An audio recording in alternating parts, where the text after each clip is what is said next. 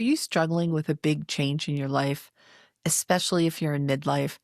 If so, this video is for you because today I'm talking about what starting over actually feels like on the inside. A lot of conversations about reinvention focus on action, making new plans, setting new goals, and creating new chapters, which is good. But what they don't spend much time on is the emotional cost of getting there. Because for many of us, starting over in midlife doesn't begin with excitement or a clear idea of where to go and what to do. Hi, I'm Diane Hatz, and welcome to A Writer's Life.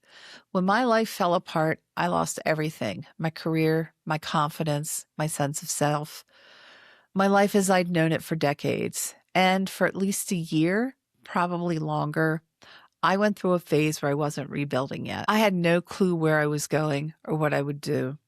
I was just trying to stand back up after the fall. I had to face loneliness, fear, loss of confidence, and even the feeling that I was out of sync with the universe. If you're in that space right now, you're not alone. Starting over in midlife comes from loss. I don't hear many people talking about the fact that you're not actually starting over from scratch. You're starting over after a loss. So in a sense, you're starting over with less, and that matters. In midlife, starting over usually doesn't happen because you woke up inspired and decided to change everything in your life and to reinvent yourself. We're not 22 and starting out with innocent enthusiasm and a blank slate. Change later in life usually happens because something was taken away, like a relationship ended or a career collapse, or your health might have changed, or the life you thought you were living it stopped making sense.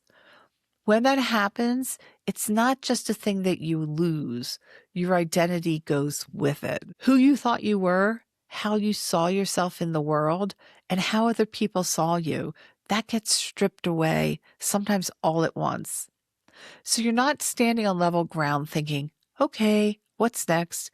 You're trying to find your footing while the ground underneath you is shaking wildly or has disappeared.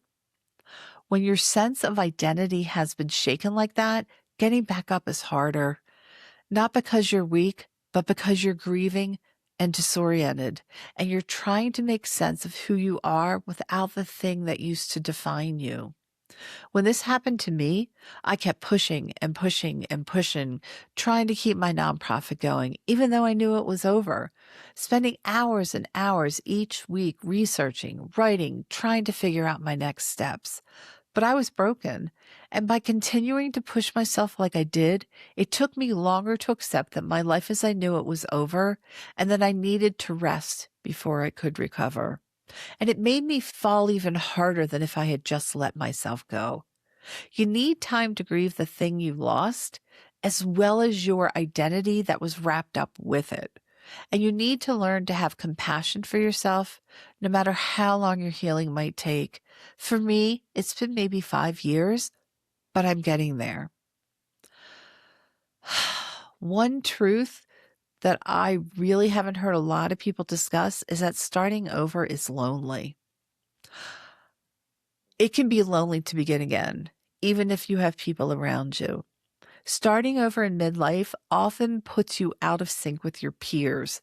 Other people seem settled or more successful, while you're in this in-between space where you don't quite fit into your old life anymore, but you don't yet know where you're going. That can make you feel like you failed or that you've been left behind. But what happened is that your life took a different turn.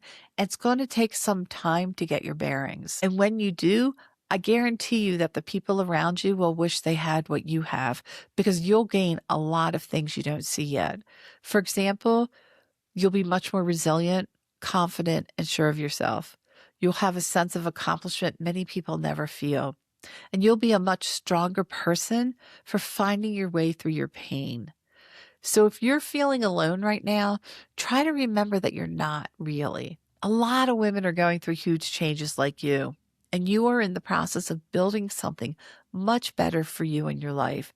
Try to take it day by day or even hour by hour. Something else that doesn't get talked about much is how starting over messes with your confidence. You might be competent. You might be a world leading expert in a subject. You might be more than capable. And you might have decades of experience behind you. And yet suddenly you feel unsure in ways you didn't expect. That's because you're now making decisions without your old reference points. Confidence is not just internal, it's also relational.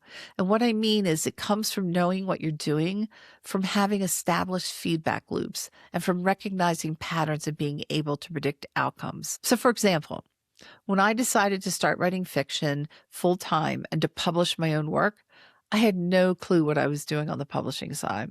And I was very unsure about my writing skills and if anyone would want to read my work. I sometimes still have those doubts, got to be honest. But when I won some awards for my first book, I gained some confidence that there are readers out there who'd like to read my novels. As I published each new book, I gained new confidence. A feedback loop is like when you do a report for work, your boss gives you great feedback, you know you did a good job. It's information about where you're at. With my writing, like I just mentioned, I still have my unsure or panic days because I don't have feedback loops when it comes to selling the books. And that's because I haven't promoted them heavily and started selling a decent amount yet. But as I sell more and more, the money is of course important, but the feedback loop that people are enjoying my work will help build my confidence.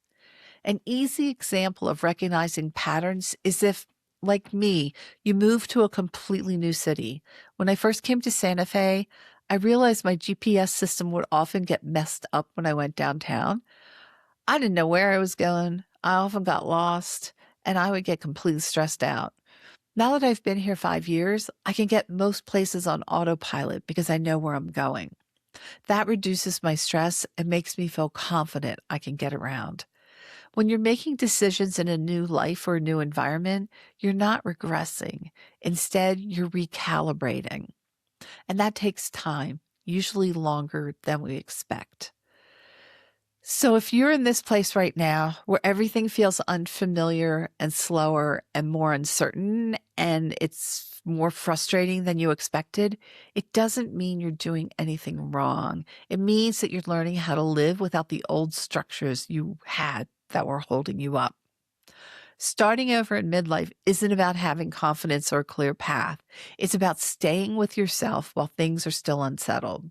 It's about letting the new shape of your life take the time it needs to show itself. As I've said before, I'm still in this process myself. I don't have it figured out, and I'm not on the other side of it yet. But what I do know is that this phase is hard and it can be extremely frustrating. And it also deserves to be faced and talked about honestly. So if you're going through your own reset, I hope this has helped even a little bit. I have a few videos on starting over, so please check them out if you'd like more. And I'll continue to share what I'm learning as I build my new life. Thanks for being here. Be well.